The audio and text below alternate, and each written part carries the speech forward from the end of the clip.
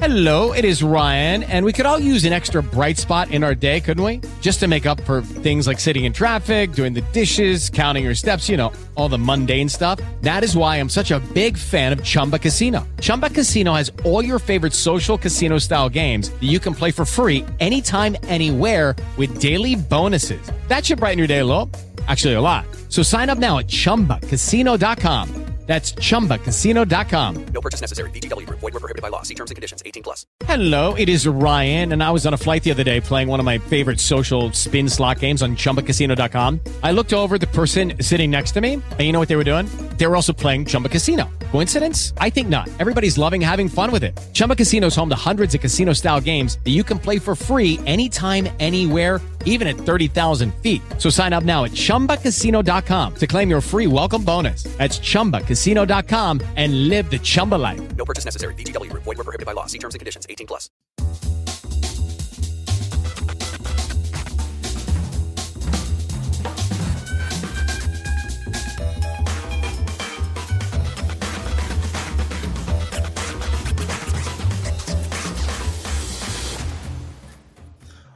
Welcome to Back to the Frame Rate, part of the Weston Media Podcast Network. Back to the Frame Rate, where we watch and discuss films on VOD and streaming platforms for your entertainment. I'm Nathan Shore, and I'm here with Eli Escobar, Brianna Butterworth, and returning from a little hiatus, Sam. Sam Cole, how are you doing? I'm doing really well. Thank you for having me. It's a pleasure to be back. Thank you. You're talking like you're a guest. I'm doing really well. It's a pleasure to co-host again. Okay, that's better. Well, here we are again, and I'm excited for this episode because we're talking about Alexander Payne's The Holdovers. Maximum Pain. It was actually said in the movie. I thought that was a fun little moment in the movie. I wonder if that was intentionally added by Alexander. I don't know.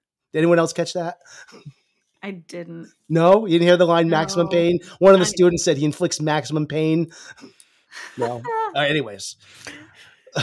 It may have been spelled Payne in the script, I bet. I bet it was. That'd be a good bit. Well, this is our third movie in our Subversive Holiday Films month. And this isn't so much, I think, a Subversive Holiday film. But if you were expecting a different movie this week, that's because we decided to switch it out at the last minute. But I think it might have been for the better because I think this is a good one to switch over to. So, yes, this is a newest from Alexander Payne. This just hit the platforms for purchase or for rent. It's also in some theaters. So a lot of places you can still catch this right now. And so let's, I think we can get to this. I'm going to start with a brief plot synopsis, if I can find it here. Here we are. I already messed this up here because by the way, I take this right off the internet. I do not write these. No, but you make them sound good. Oh boy, I do not. A curmudgeonly instructor at a New England prep school remains on campus during Christmas break to babysit a handful of students with nowhere to go. He soon forms an unlikely bond with a brainy but damaged troublemaker with the school's head cook, a woman who just lost a son in the Vietnam War. All right. And I'm just going to play a quick little clip from the trailer. You just earned yourself a detention, sir. Being with you is already one big detention. Son of a...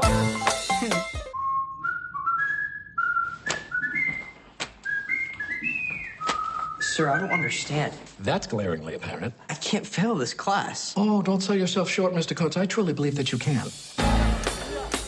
Every year at Barton Academy, students, faculty, and staff depart the campus for a 2-week winter break.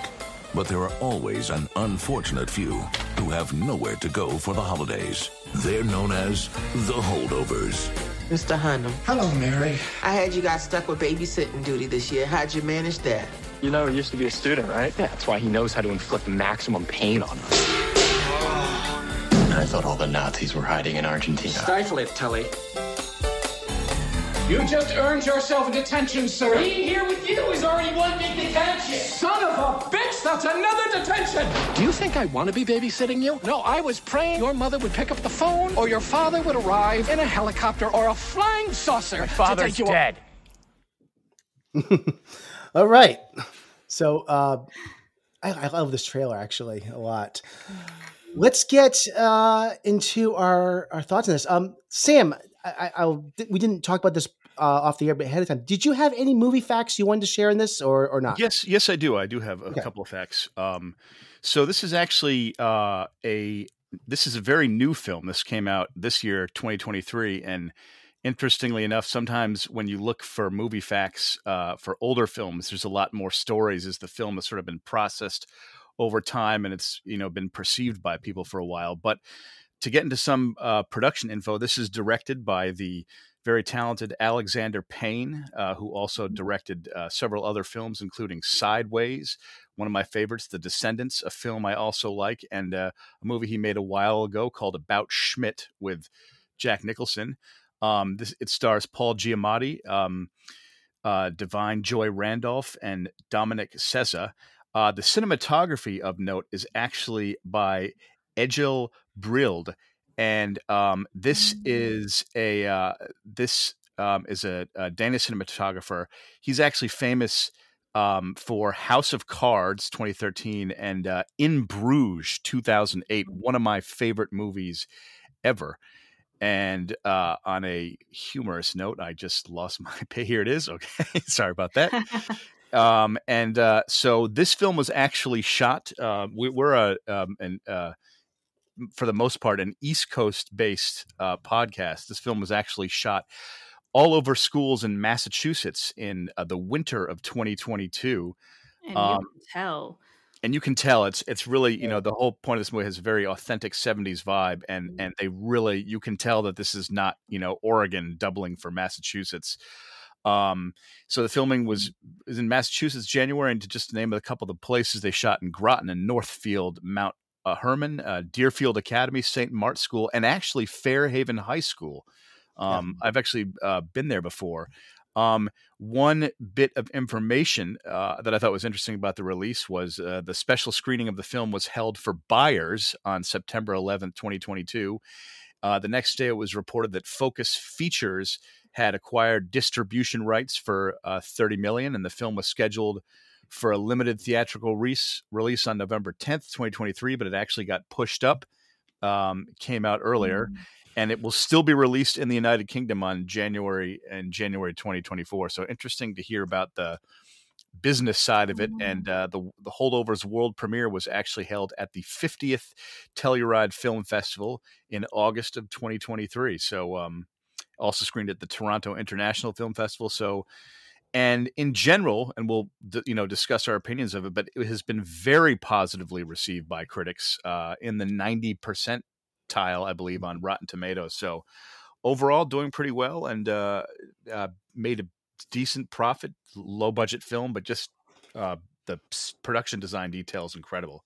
I'm going to also interject that just today, the Golden Globe nominations just got announced, and this got nominated for Best Picture for Comedy Musical, and Paul Giamatti for Best Actor for Comedy Musical, and I'm sorry, the Da'Vine Joy Randolph Best Supporting Actress as well for Comedy Musical. Paul Giamatti was robbed for Big Fat Liar, so about time. Absolutely. Sam, was this Dominic Sessa's debut role? Did I read that? Yes. I forgot to include that, but that is very true. That's amazing. He was, there's a very fascinating, I listened to interview with Alexander Payne, and he was the last piece of the casting that they put together for this. And they were, I think 800 people were auditioned for that role. And he was auditioned 8 times before they finally selected him. But he had only performed in stage plays prior to this. First time ever in front of a camera. Well, it's always the 801st place you look. Yeah. So. Interesting. Yeah. So thank you, Sam. Great points there.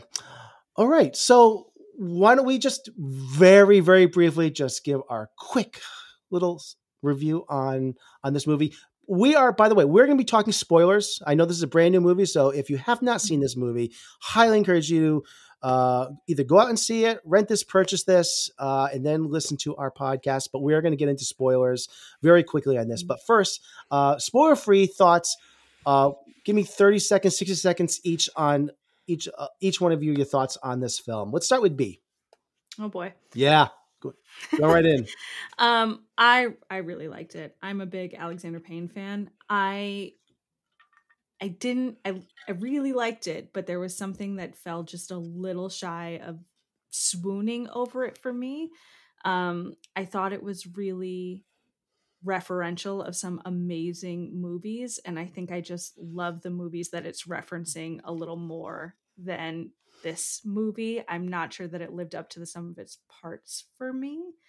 I think he's got a big thing for Hal Ashby is what it is. Well, I think he's got, it actually kind of reminded me of Licorice Pizza. Like Paul Thomas Anderson does these like big swings and then has sort of come out with something a little more intimate and a little bit more, just personal drama. And I thought it's funny because in the theater, I was like, I am going to watch this every year as my Christmas movie. I do really like it, but I just don't think that, when I think of this movie, I think about Cider House Rules, Riding in Car with Boys, Mr. Holland's Opus, Dead Poet Society. And I would almost watch those movies again before I watch this.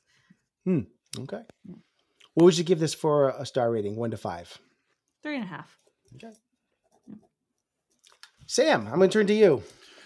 I enjoyed this film a lot. I definitely hear your points, B. I would say for me in general, one of the reasons I'd give this film a high mark is because Alexander Payne at his best, his movies to me, they feel like a Saturday afternoon where you have no plans and no expectations, and all of a sudden you happen to have the best, most random day ever with lots of human encounters.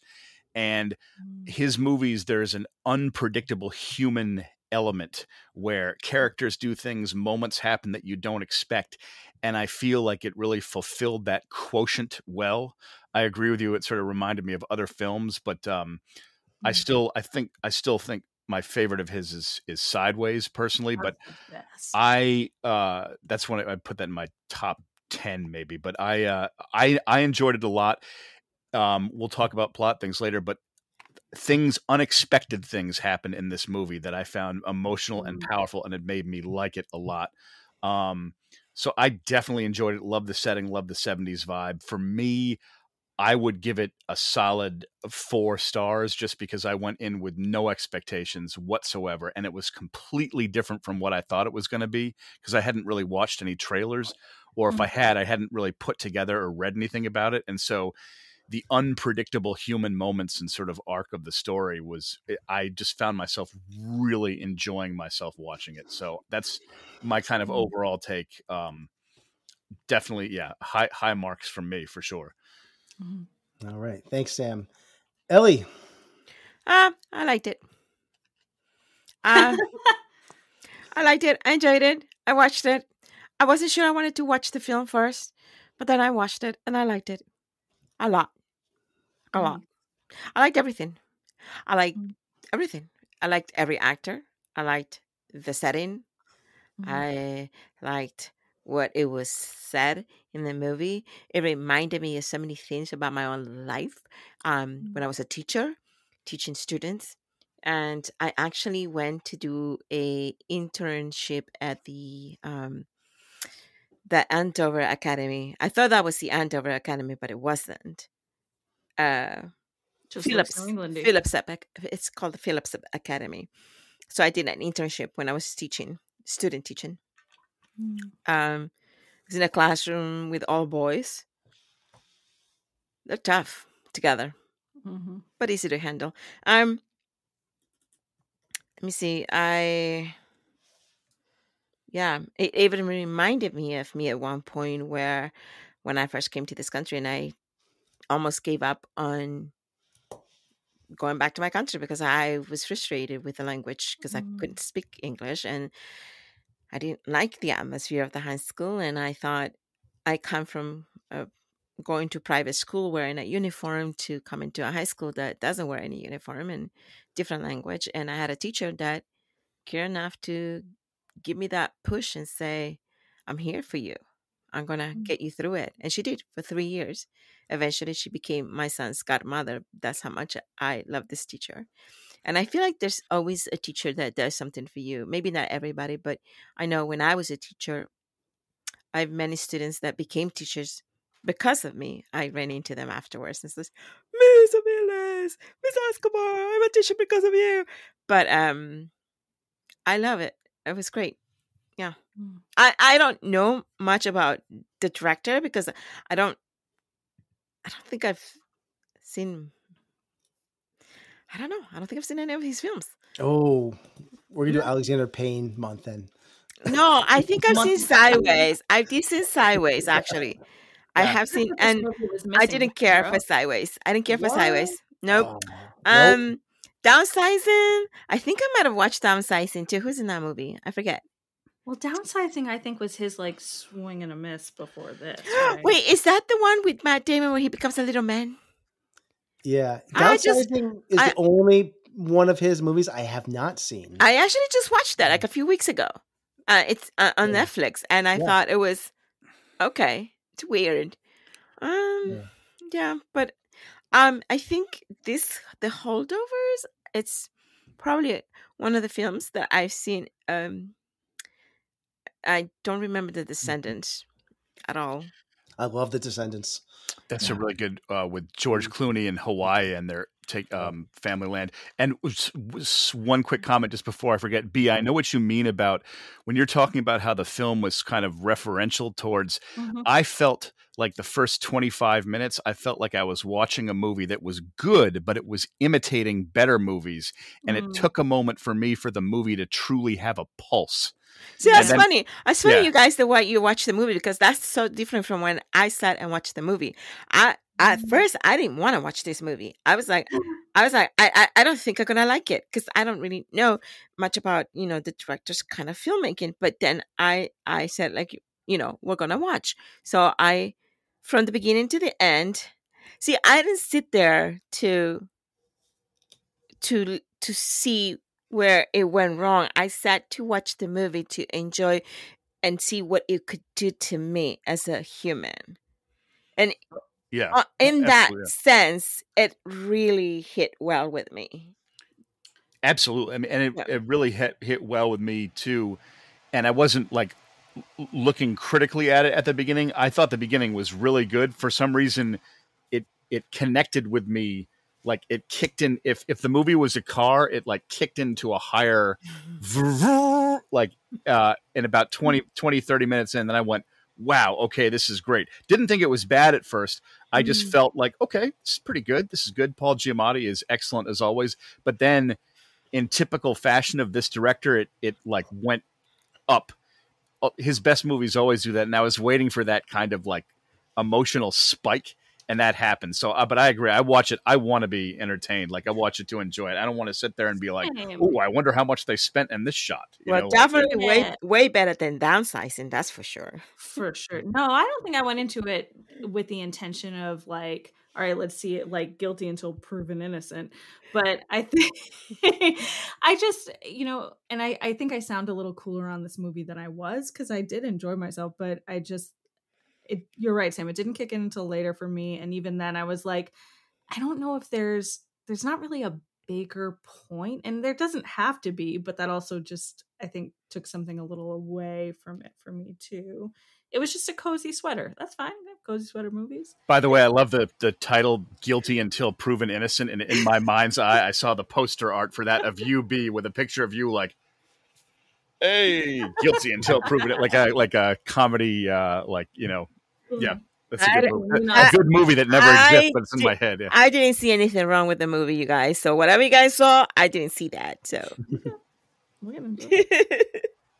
well, what do I rate it? I'll give it 5 stars. Oh, okay. That's how much I liked it. Yeah. With the Lucky Land Slots, you can get lucky just about anywhere. This is your captain speaking. We've got clear runway and the weather's fine, but we're just going to circle up here a while and get lucky. No, nothing like that. It's just these cash prizes add up quick. So I suggest you sit back, keep your tray table upright, and start getting lucky. Play for free at LuckyLandSlots.com. Are you feeling lucky? No purchase necessary. Void where prohibited by law. 18+ terms and conditions apply. See website for details. Hello, it is Ryan, and we could all use an extra bright spot in our day, couldn't we? Just to make up for things like sitting in traffic, doing the dishes, counting your steps, all the mundane stuff. That is why I'm such a big fan of Chumba Casino. Chumba Casino has all your favorite social casino-style games that you can play for free anytime, anywhere with daily bonuses. That should brighten your day a little. Actually, a lot. So sign up now at ChumbaCasino.com. That's ChumbaCasino.com. No purchase necessary. VGW Group. Void where prohibited by law. See terms and conditions. 18+. B, you said something that just took the words out of my mouth. This movie I was describing as a warm blanket for me. Yeah. I see this as a love story between three unlikely people, unconventional as it is. It's a love story. And I just saw this for a second time. Movies a couple days ago, and I loved it even more. I didn't think I could love this movie anymore after seeing it the first time, but I did. I think Paul Giamatti, has trumped himself. I think this is a career-defining performance for me, and I thought Sideways was the best movie he's ever done. I loved him even more in this movie. I think he's done some amazing work in his life, but his work in this film is gobstopping to me.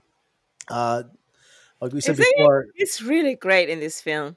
I think so. It really is. Da'Vine Joy Randolph, I think, is the glue to this film.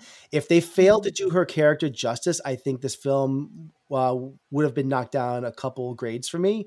But damn, I think she is so well written, and her story is heartbreaking for this. And she is doing so much. She's holding so much back in her scenes, knowing what she is going through with the loss of her son. And there's only, we'll get to the plot in a little bit, but I'm just blown away by her performance in this. She's a champion. She's a champion in this film. It is the worst accent I've heard in a while. Yeah. I do think we need to say that. And Dominic Sessa, the student in this, the first time I watched this film, I was a little mixed on his performance. I really couldn't really figure out what I'm watching him. I really couldn't figure out if I was enjoying it or if he was just, I didn't really know what to make of it. After watching it the second time, what makes me optimistic is that I think he's got a really bright future. I think he's going to do even better things than this. I think he's raw. I think he's excellent in this, but I can't wait to see what he's going to do next. Actually, I get vibes of a young Jack Nicholson when I see him in this. I was seeing a lot of just the way the looks that he gave. But I think he's going to has a really strong career ahead of him, considering what he did with being the first time in front of a camera. He really impressed me, but I think that he's going to be amazing down the road. So, but yeah, that's what I'm saying. This is a 5-star movie for me. This is maybe my favorite movie of the year, in the top 1, 2, maybe 3. I don't know. It's gonna be hard to see. There's some other things that are in contention for my favorite movie of the year, but this is, I love this movie. I want to see it again. I've seen this twice. I saw it like 3 days ago, and need that blanket. This is the most heartwarming movie, and it's not. I mean, it's about people that are sad and depressed and isolated, but I never felt so connected to what they're going through, because I'm going through things in my own life right now, and I felt like I'm just trying to I understand their need to find their people, and these are people just trying to find their people.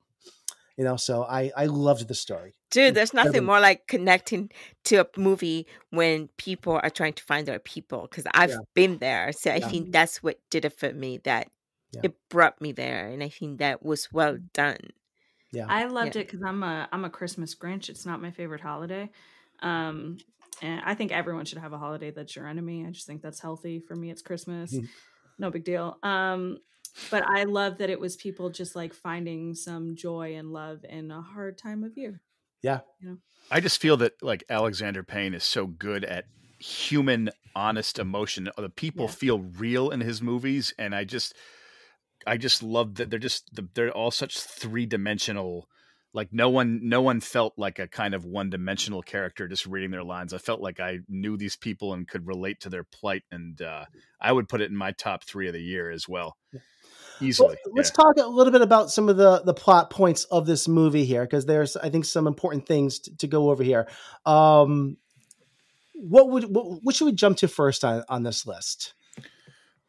I thought it was really sad when Paul Giamatti died in a car explosion. I was just like, oh man, like wait, he died in a car explosion?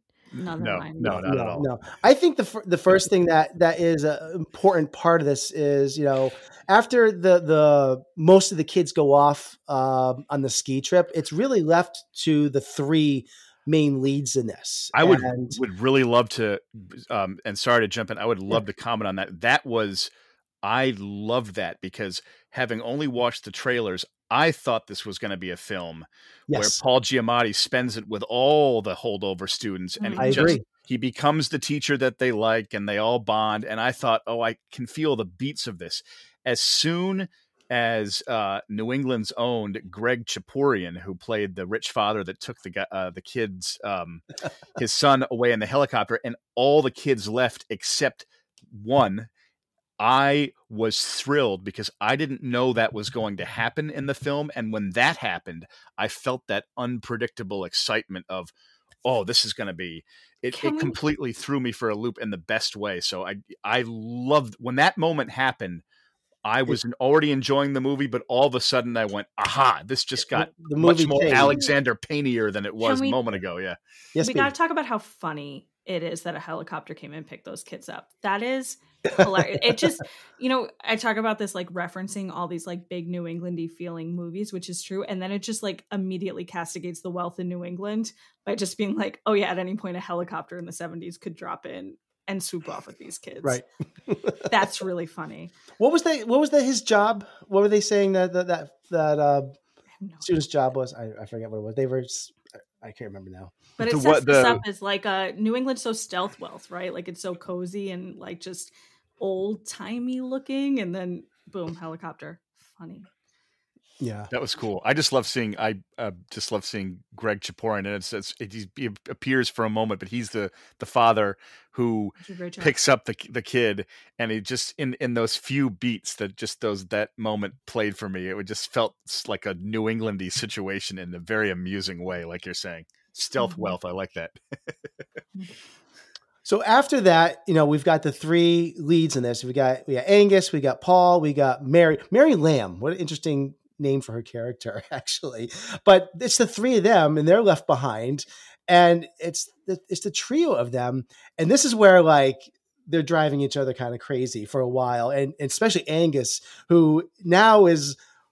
It's so weird for him. He's now being babysit by one faculty member. I mean, how would you feel during that? That would be the most awkward thing ever. Like the person you cannot stand is now like your dad almost. Like he's like the person watching. Abandoned by his parents. I know. Can't get in touch with them, and then stuck with this dude. And I just love how he like rebels during this whole thing. He just starts acting up and running around the whole building and then he like, I love the line where he finally has had it and he's like being chased by Paul Giamatti, and he's like, do not go into the new gym that hasn't been finished yet. And Paul's like, this is your Rubicon. Do not, what was the line? This is your Rubicon. Do not cross the Rubicon. I mean, beautiful writing right there. And then he just like grins and he does like somersaults into the gym, and he goes off the bar and dislocates his shoulder. And but then it leads to a pivotal moment in the movie where they have to go to the hospital. And I guess because he, for insurance reasons, if he had to use insurance, I guess Paul would have gotten in trouble. That's what's kind of interesting because he was his responsibility. Right. I think that's it. I think it's like if the parents had found out, they would have had to explain things to the other adults in the room versus when they can pay for it out of pocket. There's no other adults in the room. It's just the two of them sorting their out together. Yeah. But that's a very important part that Paul, that Angus, I guess, lies for Paul. And then he like kind of lords over him and he gets him to take him to like dinner at some shack. Yeah, he's still a teenager. Yeah. Yeah. And then where they meet one of the Miss Crane, who also is somebody who works at the school as well, which she's picking up some hours, which actually says, I think, a lot about the school, that even though she's working at this prestigious school, she has to pick up, hours during like school break,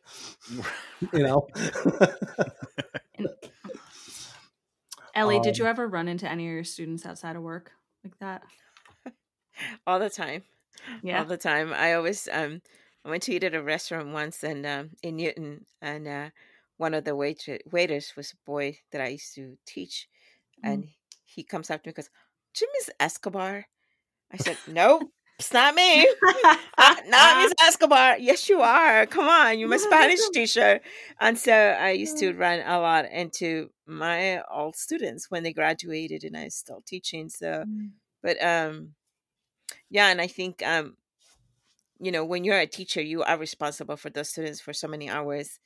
And if they're in your classroom, they are your responsibility in how they behave and what happens in that classroom. Yeah. So as a teacher, Paul is the name, right? His name? Mm-hmm. Yeah. Yeah. So Paul, even though he looks like he's babysitting, it really is, it's a responsibility. You are like their parents away from their parents. It's just like exactly hard, but yeah. Mm-hmm. Mm-hmm. They don't teach you. They don't pay you enough to teach, whether it's private or, public. I was just going to say, sort of to Ellie's point, like neither of them wanted to be there. Right. And so I think he felt like it was this duty of care, but it wasn't really, out of any sort of passion for his work or anything. He sort of hates these kids. He just looks at them and he's like, "Oh, you guys are so lazy, this lethargic generation, you're a scourge on everything we've done for you." And now he's got this kid who's really giving him a run for his money and he's hurt. And the kid surprises him. He seems a little bitter at the beginning. He seems really bitter. Yeah. And then this kid, Angus, like surprises him by showing this supremely emotional intelligence. Yes. And it's not this book smart. It's not this like philosophical academic knowledge that he is proselytizing the whole time, but it's this way of suddenly understanding what Paul needs. And because I tell you something, as teachers, and I can see Paul doing the same thing, many teachers tend to judge their students without even knowing them first, and they automatically start judging them and label them too. And Angus feels that. Yeah, and Angus feels that, and I think Paul, it's that type of teacher at the beginning where he labels in his own mind or his own way the students that he's teaching. Well, I think related to this movie, I think he sees all these spoiled students as representations, of the classmate that ruined his life. Yeah. Agree. And it's Great also read.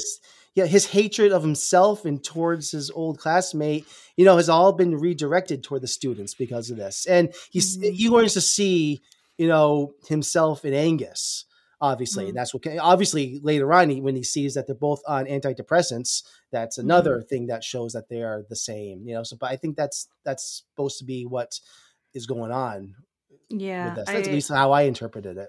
Absolutely. That's a great read. And I think this lie that Angus tells to protect Paul is the first of many lies we see throughout the film. And there's this theme that I want to sort of talk about as we move through it, where there's the lies that we tell ourselves. And then there's like never letting the truth get in the way of a good story, and how those sort of things can be foundational to our relationships. And so this is a really interesting point where the lie is the thing that tells the most truth about who they are as people. Yeah. Yeah, pretty much. Yeah. Can we talk about the Christmas party? Because that's, something that comes shortly after this, which I think is one of the most important scenes of this movie. And maybe I think my scene of the year for me. You find this to be the most important part of the story? Yes. The Christmas party? I think, important, maybe, I think the best scene in the movie. Most important. I think it's huge. Yeah, I will. Okay. I don't know. What can I say? Fight over this. Excuse me. I was like, I have to apologize to our audience. I had a little cough this week, and I am gnawing on a Ricola. Sorry, when you say nobody do this, nobody do the jingle. We don't have rights to it. I had to get rid of that. But I'll just start because this scene really blows me away, and I watched this again, and I am just blown. Like I said, I'm blown away by the scene. Each character within this scene is just dealing with these moments of isolationism, which is just a huge theme in this movie. Angus, he first gets to the party, and I remember he's distracted by a snow globe, which comes into play later. By the way, did he steal that snow globe? Is that the same snow globe that he gives his dad? He stole that snow globe. Yeah. That's right. I just made that realize that. Yeah. So anyways, he goes right up to it, and he's mesmerized by it, and all the sound fades away except for the sound of the music from the snow globe. And I'm guessing it reminds him of his childhood or time with his father. There was music in the snow globe. Little jingle, snow globe music. At this, also having the same time, Mary is having a moment where she's in another room and begins to go to a dark place as the pain of her lost son is creeping in. And she's sitting on the couch. And again, all the party sounds fade away except for that Artie Shaw song. And happening at the same time is Paul in another room, and he's talking to Lydia. And when she stands up to greet her boyfriend, which is just wrecks him, it wrecks me too, because that girl was totally flirting with him, and his heart gets ripped out of him, and there's that look on his face. But again, all the sound fades away, leaving Paul just all alone in his thoughts. And you got Andy Williams, ironically singing Most Wonderful Time of the Year, but you just hear that music and all the party, all the sound of the people talking and laughing go away. And they're all just left with themselves in their own isolated thoughts. That's not a mistake, and I just love the editing and what they're doing with the storytelling here. Every character is dealing with these moments of isolationism and heartbreak or remembering something. It's true. I think it's just an incredible sequence what's happening here in this party scene. The editing, the storytelling, the performances all around, hearts getting ripped out, characters hitting rock bottom. I think it's incredible. I love that the thing that gets them out of it is other people. They come together. They have to. No, I agree. I mean, they bond, and sometimes you think you can go through things alone, and you might be sort of kidding yourself because you need that connection with other people, even though they all sort of in minor ways irk each other to a little bit. They bypass that and establish a sort of deeper human need connection, which is essentially the human condition. Yeah. People need community and connection. I mean, you can achieve all the success in the world, but if you're on the top of a mountain in a mansion and there's no one there, what's the point? What's the point? Yeah. That's Ian Lyons that she kisses, by the way. I'm pretty sure it was Ian Lyons. Ian Lyons? Yes. I know it's Ian Lyons. I swear to God, when I saw him, you briefly see him walking through that door and they kiss. And I even told Carlos, because Carlos was watching the movie with me, that's my friend actor Ian. I'm pretty sure that was him. Not to be confused with Nate Lyons, home of warehouse pricing. Gotta get rid of that audio. We don't own that, but yeah. I think is he in the movie? I haven't even checked. I'm looking at the cast list right now. Is he? I'm not. I don't know. I swear I got it was Ian. Tall, thin. Lucky Land Casino, asking people, what's the weirdest place you've gotten lucky? Lucky? In line at the deli, I guess? Aha, in my dentist's office.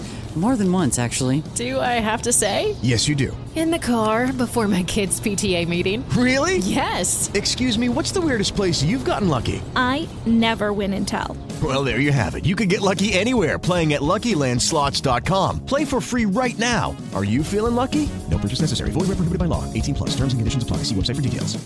This is where projects come to life. Our showrooms are designed to inspire with the latest products from top brands, curated in an inviting, hands-on environment, and a team of industry experts to support your project. We'll be there to make sure everything goes as planned, from product selection to delivery coordination. At Ferguson Bath, Kitchen, and Lighting Gallery, your project is our priority.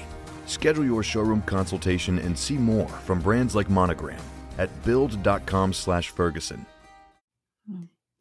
There is a, I mean, are you talking about the boyfriend? Yeah, the boyfriend. There's a Ian Dillon Hunt. I don't know. Ian. Oh, Ian. Yeah, there is Ian Lyons. Yes, it's credited as the handsome man. That's him.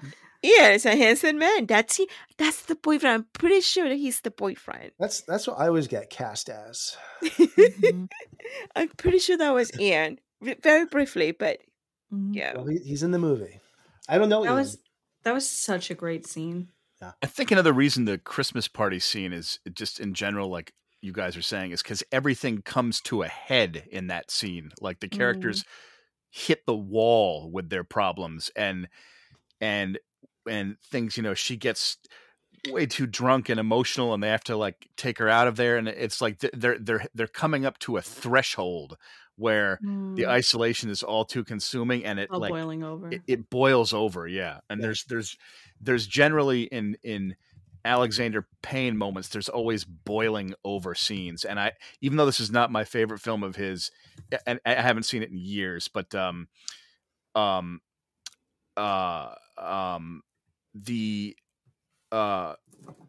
the Jack Nicholson About Schmidt, his wife has died, and so he's just like, she was really, really organized, and so he's just following all the routines. And there's one scene where he just like instead of sitting down to like urinate, he just like leaves the toilet seat up and basically like pisses all over the bathroom on purpose because no one is there to stop. You know what I mean? So it's like they all have boiling over moments in all these movies, and Sideways, all over the place. Descendants. I mean, that's why it's always very human, because that happens in real life. Yeah. Yeah. I also think there's something really just sort of touching and almost kind of forgotten about the way these characters are able to accept each other as deeply flawed people and still love each other. I think a lot of times in modern conversations and when we talk about people, it can feel really like, oh, well, this person does this thing that I don't like, so I've reduced them to that. But here we see characters doing lots of things that we don't like, and we kind of fall in love with them anyway, and they fall in love with each other. And I think that's wonderful. So after this, I remember Christmas, comes and goes, but Angus wants to go to Boston, and they decide that they can do this if they call it like a field trip. And I think there's some great another lie. Yeah, great. Yeah, I know. Great bonding moments between Angus and Paul. They go to some very familiar places on this, which was really cool. But also during this, Mary goes home or visits her sister, and her story kind of comes full circle because she brings her son Curtis's things back as well. We see that the box she's been carrying around is full of Curtis's baby paraphernalia, clothes and socks and things like that. And I thought it was a very heartwarming moment where we see that reveal, and she reunites with her sister. But yeah, any thoughts on her story coming full circle here, or the trip to Boston? Yeah.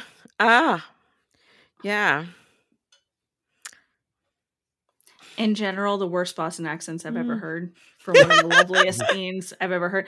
Da'Vine Joy Randolph is like she better get nominated for everything and win everything. I think she's wonderful. But what was this accent? It was so hard. I read an article that she was doing like a very specific 1970s Boston accent. I don't know. I've known people who lived here in the 70s. They don't sound like that to me. Maybe we talk to different people. I still think the worst Boston accent ever goes to the great Martin Sheen in The Departed when he's like, do you want to be a co-op or do you want to pretend to be a co-op? It's a simple question. You're like... Also bad. The Foghorn Leghorn of Boston accents. Yeah, it wasn't great. But outside of that, I thought the time in Boston, specifically Mary visiting her family, I thought was really a great symbol of closure that Paul and Angus wanted, right? They were sort of looking for what Mary got. And that family and that connectedness. And so Mary always had these people outside of them. And I think that's why she was able to be the glue for them. And I think when she sort of leaves the movie, her absence is really felt. And that was one of the hard things for me. But I thought her storyline was beautiful, and the way it comes back at the end, I thought was great as well. And being in Boston was just really great fun. For me, the big being in Boston part was when they're in the liquor store. And yes. And Paul starts telling stories about how he really got where he is. Yeah. And sort of reveals a little bit more of his weakness, what he perceives as a weakness, to Angus, and lets him in a little bit. For me, that's where the movie officially like has some juice. I agree. That was strong. And I think in connection to that, the scene where they're at the skating rink and we learn about where he meets his old classmate, where another big lie comes out. How does that go down? Anyone want to explain how? I don't remember how to articulate that, but it's really, really cool. He tells them that Paul's writing a book about, what was the book about? It was great. That scene I really related to because, boy, and this may just be personal, but like growing up in New England and stuff like that, sometimes, you know, not this is way, way too much a stereotype, and I hesitate to even say it as a soundbite, but there's like a competitive, I've been in that position where I'm not lying, but I'm exaggerating my accomplishments. There's a hustle culture here. Oh, we all do this. I mean, I'll be sitting around the dinner table with, and like the people that went to Harvard, they'll be like, "What did you do today, Sam?" And I'll be like, "Well, I filmed a movie in the woods. We got some really good like coverage shots with my friends." They're like, "Oh, that's weird," and it's like, I like that you've made Harvard people English. Yeah, well, yeah, because they have to, in order to disassociate the English vibe. It's like, but we're smart. Right. Also, with all the villains in Star Wars are British, so maybe that's where the connection there. Yeah. Well, Angus tells this old classmate that Paul's writing a book. I remember that. And like watches or something, or cameras. It was like ancient cameras. Yes. But this ties into, he specifically says he's writing a book because if you remember earlier in the movie, I love the scenes where Mary, Angus, and Paul are around watching TV, like the Newlywed Game and things like that. It's a great character moments in this whole thing. But if you remember, that there's a great scene where he's asking, what would you want to do? And Paul says, like, he might write a monograph or something like that, which is like a short essay. And Angus asks, why not write a book? And Paul says he's not sure if he has a whole book in him. And Mary says a great line, like, you can't even dream an entire dream, can you? Which I think speaks volumes about Paul at that time. So Angus takes the cue at that later on in the movie, he's writing a book. Yeah, and it's really about Paul in that moment when he feels the need to lie because he's feeling that need to impress the other guy. The other guy is not mean. He's just more kind of indifferent and he's like making chit chat, but Paul's the one taking it personally kind of. Yes. And so I think that happens a lot when someone will talk about their accomplishments. They don't mean to sound condescending. It's just if you are feeling insecure within yourself, you feel the need to talk yourself up because of the way they're coming across to you. So it's about Paul in that moment. It really is about him. And his explanation afterwards, where they're walking down the street afterwards, like he doesn't have the right to my story. He says something to that, which I love that explanation. It's not about him. It's just that my truth is my business or whatever, however he explained it, which was just a great, I just love that scene, the way he explains it. He doesn't have the right to it, to know this or something to that effect. I have a friend who's a similar way, and he's a great line where he says that he is the captain of his own ship. And if he wants to like fly the Starship Enterprise into a wall, he has to have the right to be able to do that no matter what anyone says. So it's like, it's not necessarily a personal space issue, but it's about like, no, I need to own this. And so he feels sort of infringed upon in that moment in his mind. Yeah. There's a great undercurrent of like very specific New England pride running through this. Like this whole movie just captures that attitude really well. Yes, it really does. Yeah. So in a bit, I know they go to the Orpheum Theater, which I've been to like more times than I can count. And Angus sneaks out and he's going to go visit his father at a sanitarium. Is that the correct term for it, or an institution? Anyways, but Paul catches up to him and they decides to go together. What do you guys think of this scene? Because this kind of hit home for me a little bit because, I don't think I've shared this on the podcast. I lost my mom almost 5 years ago. She was headed into this direction where she was, having issues with dementia and things like that. She never got to this point, but this was difficult because I saw this world coming my way. And every time I see this depicted in a movie, it wrecks me when I see scenes like this. It was emotionally powerful too, because you think his father is like sort of okay.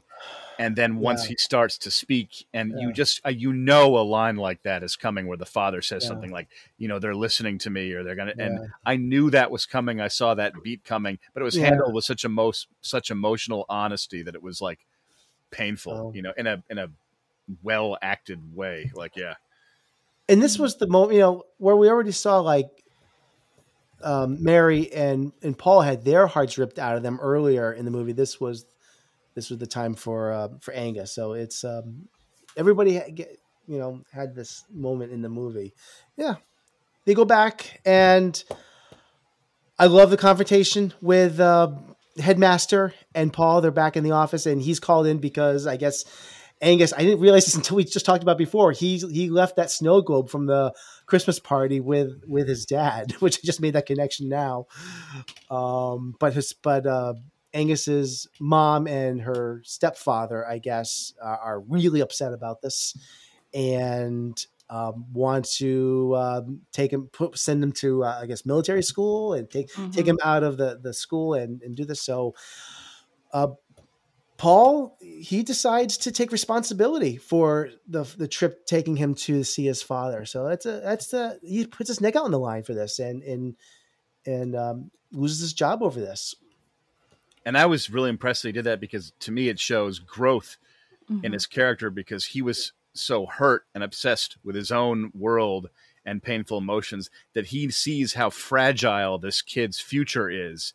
And he says, no, if they have their way, he's going to go off to this military school. So he literally, in sacrificing himself, he changes the course of the kid's trajectory for the better. And like, that's his legacy as he loses his job and leaves the school. So this whole time he feels he hasn't made a difference, but he did the best thing a teacher can possibly do is make a difference in a student's life, literally in this sense, because he changed the trajectory of his future for the better.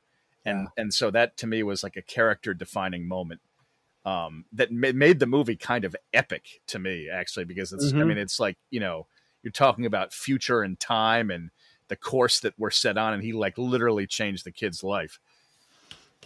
Absolutely. Yeah.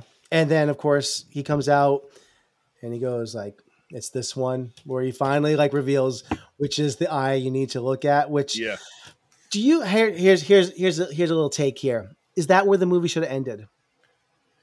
I actually personally liked where it ended because I liked seeing Paul Giamatti go on his way. And I liked him. I think he takes a swig of something and takes one last look and sort of has an FU moment to the school before driving on. I liked seeing him leave because he has an uncertain road ahead, but it's a hopeful road. And so I liked that we had that shot of him driving on. So I personally liked where it ended just because it just gave me that visual. I was enjoying the movie so much. I enjoyed that little epitaph there. Yeah. I kind of wondered if that was the emotional crescendo at that moment right there. Cause I actually kind of welled up a little bit when he says, it's this one right here. That right there was the emotional end of the film for me right there. I don't know if I needed anything after that. But I didn't mind. Really didn't hurt the movie for me, but I felt there was a lot of like extraneous, like a few other extraneous moments that didn't really add anything. I think we could have filled in all the other gaps of the movie after that. I think their goodbye was more powerful for me than him telling him about his eye, which was a funny movie trick because it kept switching throughout the film. Yes, it was. Yes, but By the way, the whole eye thing. Apparently, it's a secret how they did this. Yes. I don't know if Paul Giamatti just has the power to go wall-eyed whenever he wants to, or if this was a digital effect, or if it was a contact lens they put in. They have not revealed how they got that effect. Yes. However it happened, it was good. But I haven't seen a Paul Giamatti movie in a while. And at first I'm watching this movie like, is he really just gone wall-eyed? Like, is he okay? 3-4 years? Is he okay? Exactly. I bet a lot of people were wondering that. I thought that it was great that we have this moment of growth, like you were talking about, Sam, because it's also the moment where he leaves this safety net. Like, we learn when they're in Boston that this school that he went to just becomes like, hey man, I couldn't hack it. I didn't do what I thought I was going to do. I got kicked out, but I came back home. And then he sort of leaves the safety net and he's like, I don't really need this anymore. And he's able to leave. But for me, him and Angus saying goodbye to each other, I thought that was so real that it wasn't this like, we'll always be in each other's lives or we'll see each other again. Like, you're not left with the assumption that there's some like everlasting relationship. No, after they this. might never They're see each both other like, again. Yeah, they're both just like, okay, that was a thing. Bye. And I think we put a lot of emphasis on like permanent relationships, and it was just, I like that they acknowledged that was a temporary but wonderful thing. I wish that Angus, and this is just like the scene was great. I wish Angus had said something of more gratitude, like "Thank you so much for what you did," but that would be sort of out of character. Yes. He's a kid. So it was good. He's a kid, but I also really liked and needed that scene too, because I liked visually seeing Paul Giamatti leave the space of the school and like drive off, because he's like, it's like, you are now, this is the next chapter of your life. Not just leaving, but leaving by himself also, because he's never been on his own outside of that school. We've never seen him, at least. And he's totally going to go to Rome or like get, scrounge up some capital and travel. Like I felt optimistic, even though it was heavy. I was like, hit the road, man. It's going to be all right. Like, it was on his terms. It was his story. Exactly. Yeah. Ellie, where do you think it should have ended? No, I liked the ending. I liked everything about the movie, so I didn't think it should end it here or there. It's just, to me, it didn't lack anything. It didn't overdo it. It didn't, it's just, it's a good feel movie. Yeah. So it is a good feel movie. It would have ruined the movie if there was like, if he had a musical number on the road where he's like, and I'm feeling lots of pain, but there's nothing more to gain because I'm free, and it just like drives down. That would not be good. Good job for not including that, Alexander Payne. Yeah, I told him too, and he was like, "Sam, that's stupid." Yeah, there's a really good editor on set. I thought the movie was a little bit of Dead Boys Society and Good Will Hunting. Yeah, for sure. Good Will Hunting. All right. Yeah. All right. Well, I think we have examined this movie about as much as we can. This has been a wonderful conversation. So let's close the book on the Holdovers. And I think it's time for us to get to our recommendation shelf this week. This is where projects come to life. Our showrooms are designed to inspire with the latest products from top brands, curated in an inviting, hands-on environment, and a team of industry experts to support your project. We'll be there to make sure everything goes as planned, from product selection to delivery coordination. At Ferguson Bath, Kitchen, and Lighting Gallery, your project is our priority. Schedule your showroom consultation and see more from brands like Monogram at build.com/Ferguson. Excuse me, can you help me? I'm in an absolute loss. I've been looking for over an hour and I'm losing my mind. What I'm in the mood for is sort of a Katharine Hepburn-y, Cary Grant-y kind of thing. Nothing heavy. I couldn't take heavy. No, something zany. I'm looking for something zany. Or something modern would be fine too, like a Goldie Hawn, Chevy Chasey kind of thing. You know, funny. I want to laugh. I have to laugh tonight, really. Oh, do you have anything with that comedian? He's on that show. It's on the radio. You know the guy, he says, "Hey, forgive me." I get such a kick out of the way he says that. He's so goddamn adorable. That would be perfect. Didn't he make a movie? No, it's Ordinary Peepholes. All right, that's our bumper for our recommendation shelf. You know, before we get to that, though, I always forget to do this. I just want to do a quick bit of housekeeping. Because, you know, well-oiled machine here. Just want to say, you know, thank you for listening to our review on Holdovers. It means a lot to us. If you agree or disagree of our opinions, please, you know, we love to hear from you. Our email is backtotheframerate@gmail.com, or connect with us on Facebook, Instagram, Threads, or TikTok. Our handle is backtotheframerate. Your support is greatly appreciated, so please take a moment and leave a rating and review on Apple Podcasts, Spotify, or your preferred podcast app. We highly recommend that you subscribe to our newsletter, Frame Rate Monthly. This newsletter is packed with details about our podcast, including what we're currently watching, upcoming discussion topics, and other engaging content. To subscribe, simply send an email to us at backtotheframerate@gmail.com.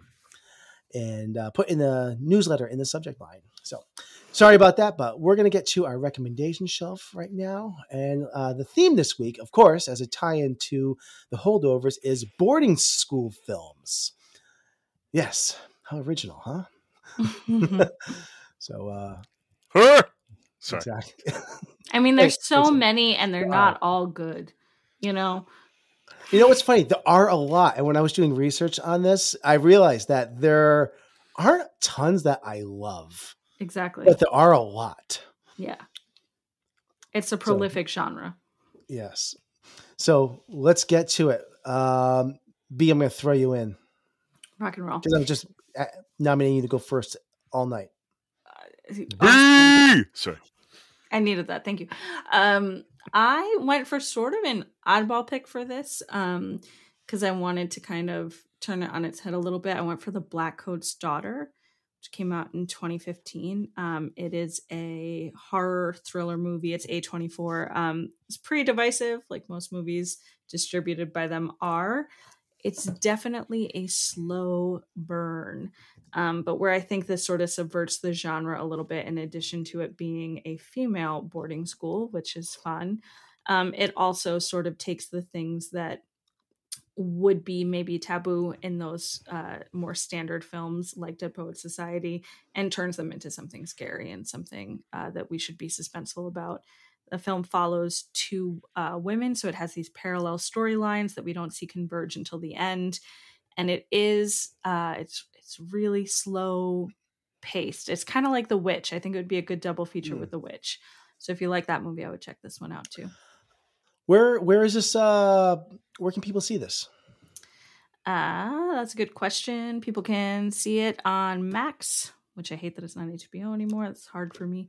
And video on demand. Okay. All right. Sam. So I'm totally cheating a little bit here. It follows the boarding school parameters, but it's not really a boarding school movie, but it happens to take place at a boarding school that just happens to be very magical.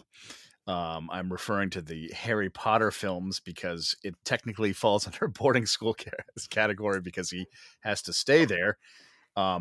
I am going to go with, first off, and it's kind of a non sequitur. I love the Harry Potter films because I like coming of age stories, and a coming of age story with an epic setting where you're the chosen one that has to fight the Dark Lord. It does not get grander than that. Though I am highly entertained it depends on the mood I'm in. In some ways I'm more entertained by Goblet of Fire, but in terms of the best film, I'm going to have to go with Harry Potter and the Prisoner of Azkaban, 2004 film. That's the right choice. Yeah, I think it's a great film, masterfully directed by Alfonso Cuarón, who has made incredible Cuarón. Cuarón. I'm so sorry. I missed Cuarón. He just Children of Men is another incredible film he's done. He's done Gravity, many films. I will say in a nutshell, what I like so much about his Harry Potter film, it's actually the one movie that Voldemort does not show up in. It's a very character focused coming of age tale, and it's a great story. There's a lot of suspense, there's a lot of atmosphere, but there's this almost calm before the storm, this exploratory calm before the storm, before these massive events in the later chapters just start ripping the world apart. And it's very character focused, and there's an amazing scene where Harry Potter, played by Daniel Radcliffe, rides the Griffin Buckbeak over the lake, and he's just flying around. And I have incredible memories of seeing that in the theater, and I will also very fondly remember I was living and working in the United Kingdom in 2005, and I was traveling. I was visiting this hotel in Scotland, and I was with the staff in between their like restaurant work, and they were all like huddled around in this room, hanging out, watching The Prisoner of Azkaban. And there's a transporting feel to that movie. So I could go on and on. I'll stop talking, but love that movie, coming of age character film. Go back and check it out. It's a masterpiece. I'd argue it's very boarding school. Like, you're super in the characters in that school. That's when when the Weasley twins give their secret map of the grounds. Oh, the Marauders map. Yes. Yeah. Great pick. And John Williams' score is very different in that. I think it's probably his best of he did the first and the third, and he sort of did the second, but it was like orchestrated by someone else. But his score in 3, it's so character focused. It's an amazing film. Yeah. All right. Ellie, what do you got? I picked Dead Poets Societies. And Dead Poets Societies is one of those films that I really loved and kind of inspired me to become a teacher myself. Having come from private school myself, and it's all girls private school, I totally relate to this movie. And coming from private school, it's just the education is so much different for us as opposed to public school. I didn't feel challenged when I went to public school here in the United States, as opposed to I came to the United States and I already had I was already in calculus in 7th grade in my country. And I came to the United States and they put me in basic math. So, yeah. But Dead Poet Society, it's about the poetry. It's about the teacher, Robin Williams. It's got many actors in there that I grew up with, actually, those actors, and went on to do great things. You see, it's just about, that I especially love the fact that this movie represents exactly who I am, which is I don't like to conform to any rules the society gives me. And I feel that Robin Williams as a teacher in this film is kind of teaching that to the kids, like you don't have to conform to the rules. You can be different, think differently, and not adhere to the rules of society. And when I became a teacher, it's how I taught my classes. And in fact, I had a student that said to me when I was teaching, Miss Escobar, you're going to leave this high school after 5 years And I said, what makes you think that? And he read me so well. And he says, oh, well, because you're a nonconformist. And I can tell. I taught honor students classes. So these honor students were really smart. And so it's like, you can see, he goes, yeah, you're not going to stay here. And exactly, I only taught for 5 years and I left because I couldn't take the administration of the high school. I'm not going to mention where I taught, out of respect for the town. But it becomes sort of a battle because you want to teach your classes in a certain way and you're not allowed to because you have to follow all these rules and regulations the administration gives you. And so when I saw Dead Poets Society, my whole thing was I one day want to be a teacher and I want to teach kids to be this amazing, this extraordinary, and to seize the moments. And I always told my students that one line in the movie, carpe diem, seize the moment and be extraordinary. And I saw kids graduate and come back to me and say, you're the one teacher that taught us so much more than just Spanish. You taught us about life. And that was important to me. That's why I love Dead. I think Dead Poets Society is one of my very top 25 movies in my life. Yeah. Mm-hmm. Great pick, Ellie. Yeah. All right. And I think it's available on VOD right now. And to back up, all the Harry Potter films are streaming on Max. I was checking. So, yeah. All right. My pick. Is it still called Max? It's yeah. I thought it was called Help Something. No? Help something? I don't know about that. Okay. Help Max succeed. Isn't it? No. I might dreaming. No. Okay, I thought it was.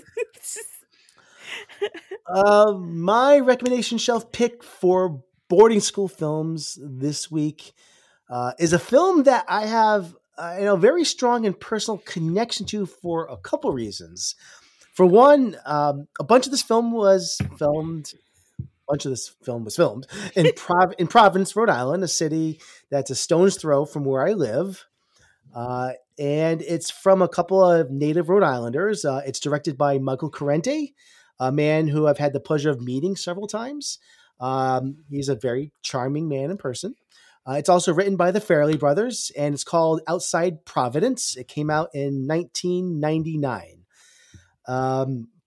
Also, there is some cast that's in this film, mostly in small roles in this movie that also were in a movie that I worked on at the same time. We were trading some of our extras and cast back and forth in one of the first movies I ever worked on. So it was kind of cool as they were working on the film that I was on, which was called The Gypsy Years.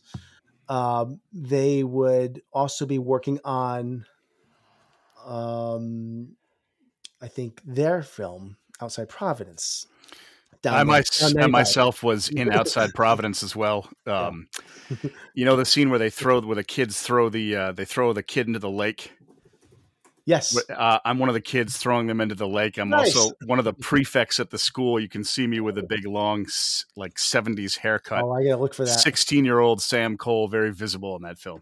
Excellent. Oh, wow, that's so cool. So it's a coming of age story in which we follow Tim Dunphy, who is played by Sean Hatose. He's cruising through life in this directionless haze, spending his days. He's like toking up and chilling with friends.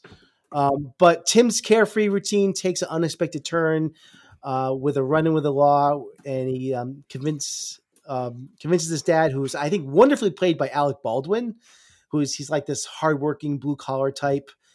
But Baldwin ships him off to this Connecticut prep school.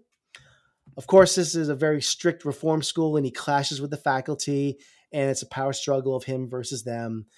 I remember, the faculty members. One of the faculty members was named Mr. Funderburk, which is just a great name for a professor there. So that should just tell you about how much up their own ass this establishment is. Like I said, I haven't seen this movie in ages. It's probably been 23 years since I've seen this, and I remember this being a good movie, with a good heart at its core, especially the relationship arc between father and son. And, also this takes place in the mid 70s. So like the Holdovers, 1970s vibe, if you liked the Holdovers, this might be something worth checking out. This is not an amazing film, but it is an enjoyable kind of fun, trip down memory lane. If you remember that era and you want like a lighthearted comedy, dramedy type thing, you could do far worse. That's, like I said, there are a lot of prep school movies, and I think Dead Poet Society is probably, top tier. Is up top tier. And there's not a lot, that is like great after that. So it was not the easiest thing to do. So I think Tim Crow plays Mr. Funderburg. He's a Trinity Repertory actor. He's a really good actor. Yeah. Oh, awesome! I think it was him. I haven't seen the movie in a while, but he was there. Yeah. It's funny. Really quick. I'll be fast, but that was shooting in November of 1997, and I was on set, and I had tickets to see Starship Troopers that night. And the shooting went over, and I was pissed because I really wanted to see Paul Verhoeven's Starship Troopers. So I went and saw it the next day. That was my story. Yay. Nice. I know it's on VOD right now too. So yeah. All right. So those are our recommendation shelf picks for boarding school films. So that was cool. All right. And that is, that's our show for today. So yeah. So, all right. That was fun. Wait, I want to do a shout out to, to, oh my God, Pamela Morgan in this Holdovers film as the waitress. I believe she was, she would, I don't know what restaurant they were, but in the film, it says the Chateau. I don't know. Do you remember when they're coming out of the restaurant? It's called the Chateau. I don't remember the name. I feel like they probably changed the name of the restaurant for the movie. No, it was in the film. It says the Chateau. And Carlos and I were like, that's the Chateau in my hometown. I won't say in my hometown because I don't want anybody to know where I live. But in my hometown, that's the Chateau. And but the chateaus all over the place. Yeah. But that particular one, I thought, oh my God, that's our restaurant, one of my favorite restaurants. But Pamela Morgan was the waitress in the Holdovers, and she did such a great job in the film. And she was funny and on point. And congratulations, Pamela. Yep. Yes. Pamela. Yay! Great job. I would also like to give a shout out to Top Dog Liquors making Thursday tolerable. Ayo! Just kidding. That place doesn't exist. Yeah. Oh, Wakefield Bowling. Wakefield Bowling. I filmed one of my short films there. Oh, nice. As well. Wakefield Bowling. I haven't been bowling in a long time. Yeah. I love bowling. Yeah. Awesome locations. All right. I think we're going to conclude everything up here. So we appreciate everyone checking out our podcast this week. As a final reminder, if you are enjoying what you hear, please consider leaving a rating or review. Your support truly brightens our day. The ideal platforms for this are Apple Podcasts or iTunes, or whichever platform you access our content. To stay updated, please don't forget to subscribe to our monthly newsletter, Frame Rate Monthly. Also, you can stay connected to us on Facebook and Instagram. Our handle is Back to the Frame Rate. And of course, the most effective way to support us is by sharing our episodes on your social media platforms. Your support means the world to us. All right, that is it. The show is over. Goodbye.